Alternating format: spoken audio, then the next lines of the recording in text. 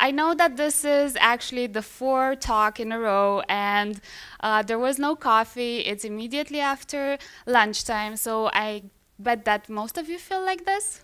Yeah? But hopefully I'll get you excited, at least with the first part, which was the music. So my name is Simona, and I just wanted to share with you my excitement because I recently joined John Papa's team as a cloud developer advocate. I'm not sure if this works, but John is basically the blurred person there.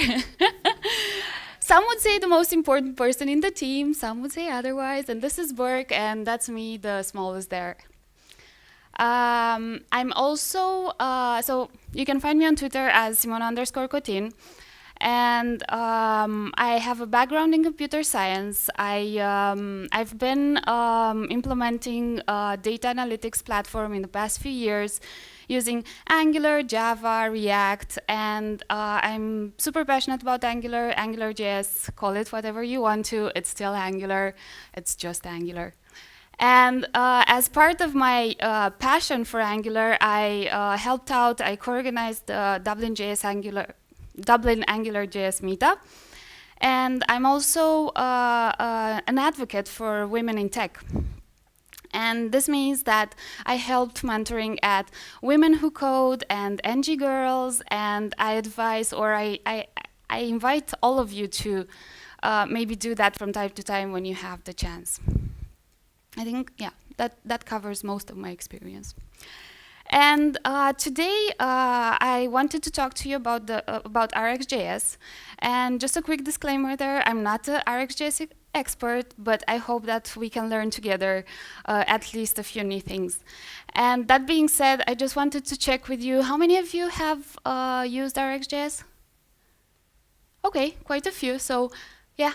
It will be a nice conversation. So we're first going to cover callbacks, and then we're going to look into promises, and then we're going to quickly look into async await, because we already had a talk today about that, and RxJS, obviously. So first things first, asynchronous. What's asynchronous? Well, async just refers to something that will happen in the future, which means that it's not going to happen right now. And it's also like taking some time, right? And why do we need this? Well, as all of you already know, JavaScript is not multi-threaded, which means that when dealing with users that like to click all over the page, and they also like to scroll, and they change their minds, and they expect our pages or our applications to be very fast, it's actually hard to do that with a single-threaded environment. So this is how the need for asynchronous came up. And basically, it just means like hold up the show. Why should you hold up the show when you can just fire off some events and then come back to the result when everything's done? And this is a nice representation of asynchronous, right? You'd expect in a normal environment to have knock knock, and then who's there, the reply, right? But with asynchronous, you're not very sure about the order of your results. So this means that you might end up in a situation like this. And this also brings me to the Hollywood principle. So I just wanted to check with you guys, since we're in a cinema, how many of you, when they were little kids, they dreamt of becoming an actor? Yeah? Anyone? I'm sure that at least our MC, Sky, he really wanted to become an actor. But yeah, how many of you have heard about the Hollywood principle? Okay, so for those of you who haven't heard about the Hollywood principle, it just refers to don't call us, we'll call you. And this is basically don't bother to pursue your application further. You just need to go ahead with what you wanted to do, and then if there's a positive reply. This was used basically back in the 70s in Hollywood, when lots of actors would apply for roles, and yeah, not all of them were interesting, right? Some forms of async, you have the DOM events. Basically, you have a button, you're saying that you want to handle the click event, but that will only happen after the user clicks. You also have Ajax requests, which are like, we're submitting a request for data, we're going ahead with whatever the application needs to do or the user wants to see, and then when the response is back, we're going to handle that. You also have animations, as well as WebSockets. And there's other forms of asynchronous in JavaScript, but these are the most interesting ones, at least for me. So callbacks. Well, this is the first way that asynchronous was handled in JavaScript, and callbacks are just a convention. They're basically, there's no such thing, there's nothing in JavaScript named callbacks. It's just something that we got used to calling them.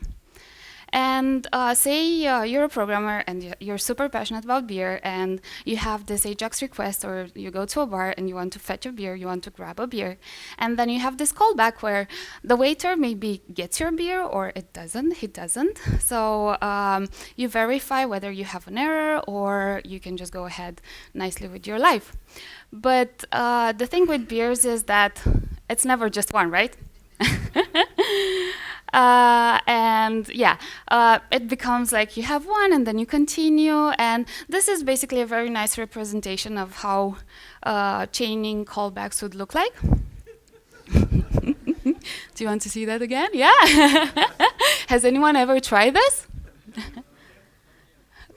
Well, there you go, the challenge. And now let's look at the real code, right? So this is how chaining callbacks would look like. This comes from a website called Callback Hell. And as you can see, the text is not very, like the code is not very readable. And it's very hard to predict what will happen at any point, really. And obviously, the thing with callbacks is that you have you introduce a non-linear control flow, and then you declare callbacks anonymously, and then you also have nested levels, or arbitrary levels. So this is where the complexity of callbacks come from, and that's why you have the so-called callback hell.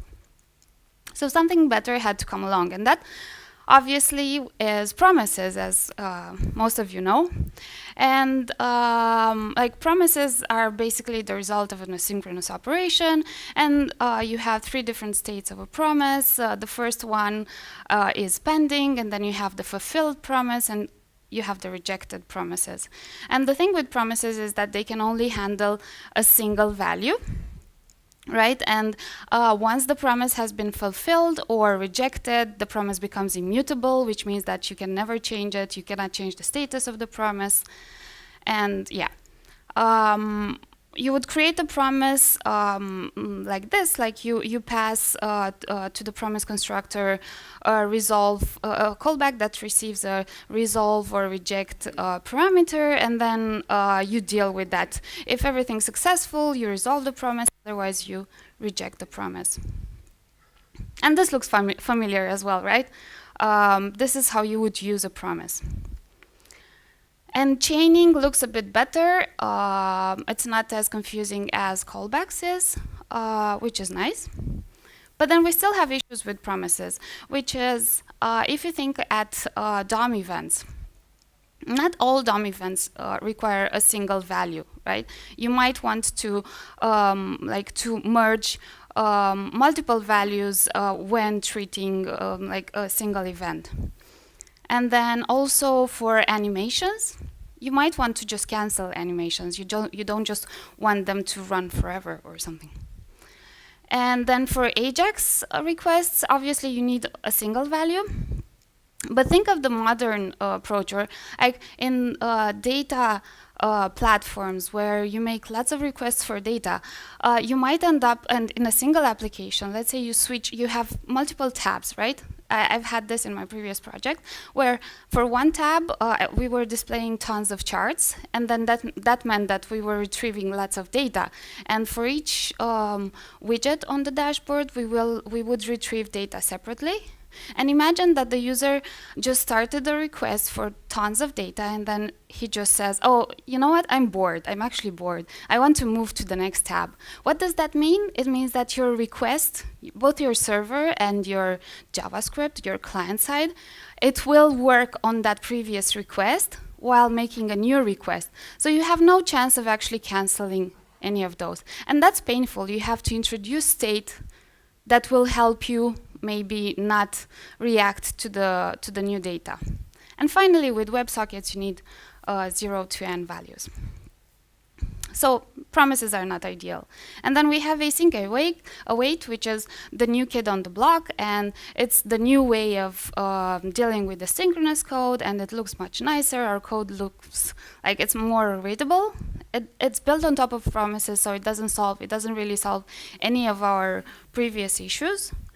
You've already seen this. Basically, to create a async function, you need to prefix your function with the async keyword, and then you are just awaiting for your promise, but you can still use the variables, which is nice. And this is an animation that Wasim built, which is really cool. It just shows you how the shape of your code changes when you're moving from callbacks to promises and async, and it's really a matter of preference. Okay, so we've seen callbacks, we've seen promises, we've seen async await, and like, where do we go from there? Well, we already know that reactive programming is an alternative to all of these in dealing with asynchronous operation. And what is it? What's reactive programming? It's really programming with event streams. And what's an event stream? That's basically a sequence of events happening over time. And this means that we have a stream of events, and then we can just subscribe to this stream of events and react to it. Like, we can do anything we want once our event happens. And why do we like reactive programming? Well, we've learned before that we can do use the functional approach to with reactive programming. And this gives us, obviously, benefits like immutability and state predictability. And this results in better performance as well. And more concise code, right? Because it's really nice to chain all those methods and write functional code. It's not necessarily the most readable for everyone, but it looks very good, and it's definitely more concise. So then, reactive programming has the Rx implementation, which you can find in Java, you can find in JavaScript, you can find for .NET. Like, there's many implementations for all kinds of languages. But what we're interested in is RxJS, and that's the JavaScript version for reactive extensions. And Ben Lesh, which is one of the maintainers of RxJS, he says that like RxJS is basically Lodash for events. Have you guys used Lodash before?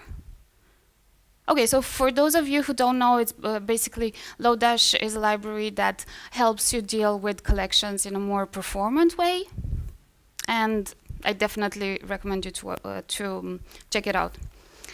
So RxJS brings together reactive programming. It also allows you to treat events as collections. And the great part is that you can manipulate these events with operators. So imagine now you can see your events as sets, and you can do whatever you want with them. And the core concepts behind RxJS are observables, observers, and operators. So we have the 3 O's there. And let's start with observables. Observables, they're the core, they're the foundation of RxJS, and you can think of them as this idea of invocable collection of future events or values. And they're a push-based object.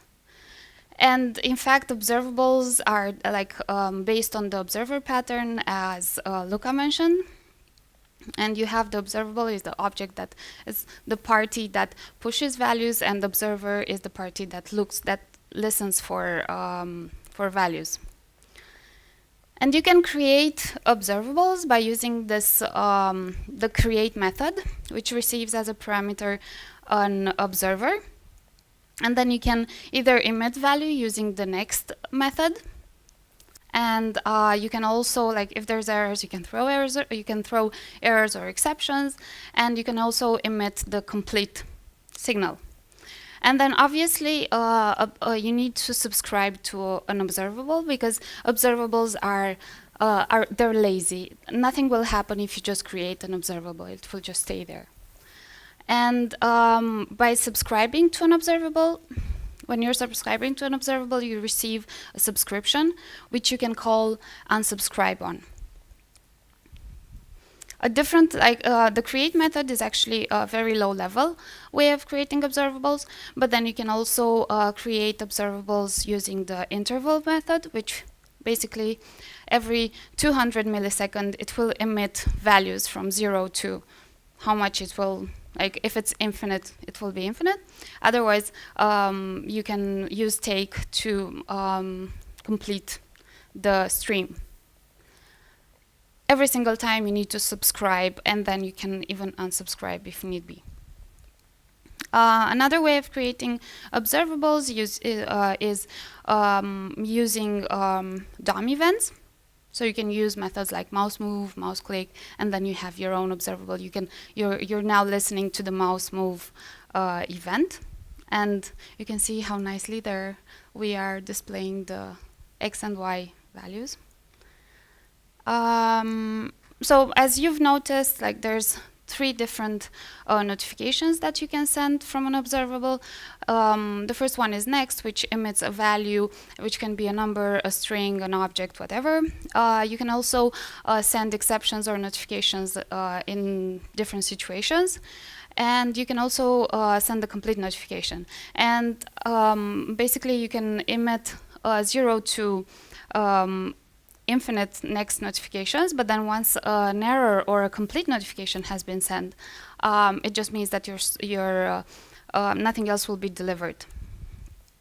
The other core concept was observers, and an observer is really just a collection of callbacks, and it maps really well on the methods that you saw earlier on observables. So you can listen to the values that come from next. You can listen to errors or a completion signal. And observers are just sent as a parameter to an observable. But RxJS is mostly useful for its operator. So yeah, you have this thing. You have observables, you have observers, but you really need a way to manipulate everything here. And their operators are really the essential way that allow synchronous code to be easily composed in a declarative manner. And an operator is basically a pure function that takes as an input an observable, and then it outputs another observable. And there's many different operators in RxJS. You will find most of them on the RxJS, well, all of them on the RxJS documentation page, but just to go through quickly through some simple ones. The first one that's very popular is the map operator, and it just says does what it says. It maps your initial value to a different value based on what you're like. In our case, we just multiply the initial value with 10. And you can also filter your, you can use filter operator, which filters your value based on a condition, which, yeah, you decide what it is. In our case, we just said that we didn't want to display values that are lower than 100. And another very useful operator is the do operator, which is very good for debugging, or it's used for debugging. And this allows you to look at the state of your observable before and after your operations. We can merge observables, and we can use the merge operator for that. And this means that your observable will be executed in parallel. And one of the most interesting operators for me is the retry operator, which basically allows you to retry executing your observable a number of times. And this is quite cool because, say, for example, you have a mobile application, right? And the network connectivity, I guess we've all been there, right?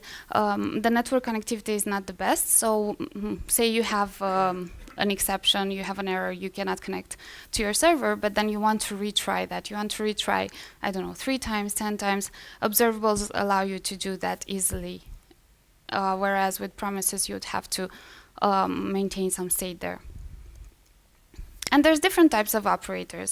Like you have the creation types of operators, you have the transformation ones, the filtering, combination. I really advise you to look into all of them and see which you like best. And operators, like looking at the previous operators, it's really easy to understand them. They use good naming conventions, and they're nice to use. But then when you start combining them, and when you create tests, there's this thing called marble diagrams, which allow you to visualize better how your operators work.